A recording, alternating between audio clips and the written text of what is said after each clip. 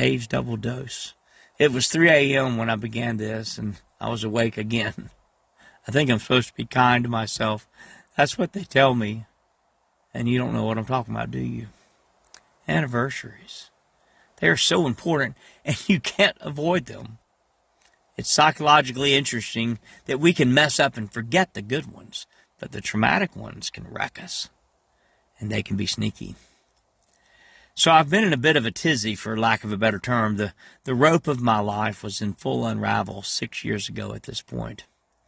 All that was left were a few threads and a knot tied desperately in the end. You'll know the beginning of the end because I'll start posting a serial post of The Baker, Prelude to a New Kind of Life, on the anniversary of the beginning of my journey, April 22nd.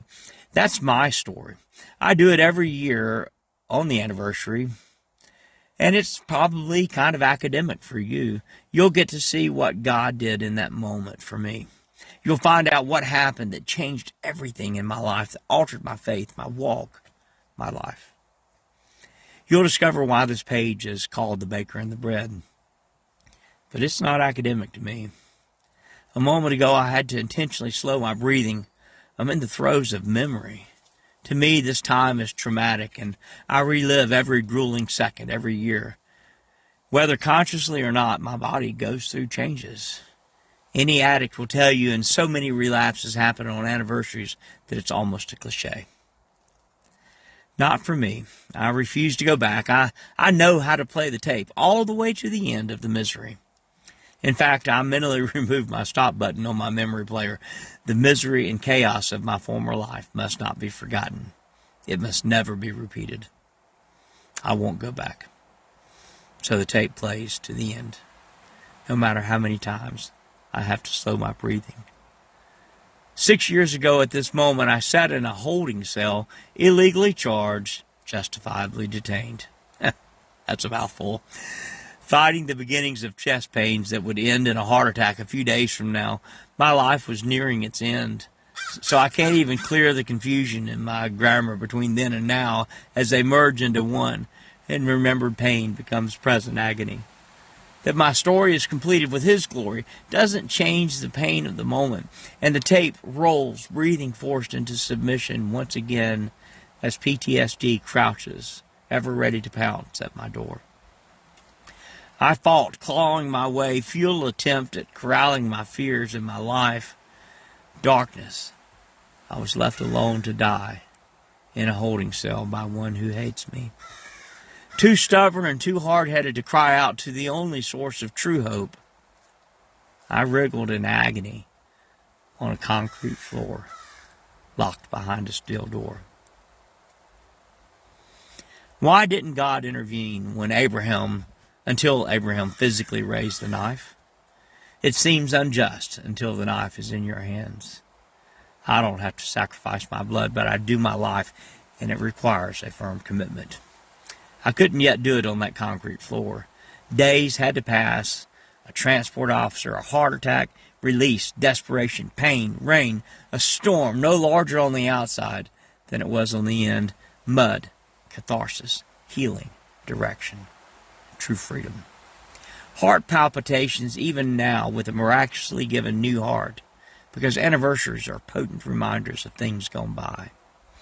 And I slow my breathing yet again as memory becomes reality and I drift backward and forward through time into the recesses and fog of distant events. Now mine ended in victory only because of His grace. A dear friend of mine recently lost her son to suicide. The pain would not be overcome except in death. And I understand all too well as I breathe. Another friend of mine overdosed yesterday, bent and twisted by the wickedness of this thing that God conquered in my life. And a family huddled together this morning in a hospital waiting room, awaiting word as to whether fentanyl would have the final word. But she breathed again, and so not today, Satan. This daughter would not be lost to us today. Maybe tomorrow, but only time will tell. Why me, Lord? Y'all don't fool yourselves. Great decision-making is not my forte. And it didn't have anything to do with me. His grace equaled my recovery, and I will not usurp His glory. I know because the side of the road, mud streaming down my body, he breathed life into me, and I will not waste it. So anniversary, remembrance, it's hard and potent. Yet 6 years ago, right now, I saw no hope. But there was. Never give up. The dawn is coming. Slow the breathing. Allow tears like rain to wash from the inside out. This isn't a wedding anniversary. It's not one day for me every year. Trauma, pain, potent memory. I wish the minutes would click by faster. But time moves at its own pace. And it's fluid as I move backward and forth 6 years ago to now, and April 24th cannot come fast enough. Yet I live in the hope of life now, but memory holds sway. I must not and I will not as I play the tape. Memory renewed, no pause button to stop it, rescue and release. I cannot yet see those days because days are in between now and then as the tape plays out. The rope unraveled. I eventually reached the knot and tried to cling to it too, but it had to be undone. As the threads blew away in the wind of a massive cloudburst, God replaced the rope. He gave me a new one, and it's better. It has no end, no fraying tip, no knots to hold it together. It's unbreakable, but for 13 days every year, I relive what once was, at least in part. It's a baker's dozen. 13 days to go. I'm okay, though the feelings are visceral, and I must feel them. They are in truth behind me. And as the children of Israel once remembered their days in captivity and celebrated their freedom, I too have a festival of commemoration. They had unleavened bread, and, well, I have beanie weenies, and I know that doesn't sound as cool, but if you think the sound of a popping top on the beanie weenies doesn't take me back to that time, well, you got another thing coming. I play the tape. I remember the memories. I breathe. I rest. I try to be kind to myself, but remember, you can never go back. No one would want to, but many do. But not today, Satan. The festival of the baker's dozen continues. The storms are coming.